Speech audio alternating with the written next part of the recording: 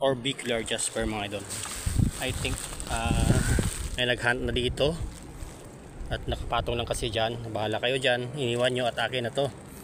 Ang ganda, wow,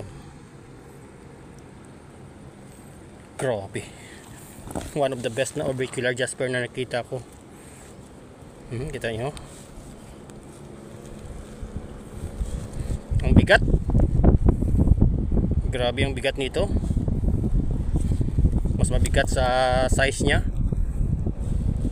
So more than 10 kilos ata to. Grabe ang ganda mga idol.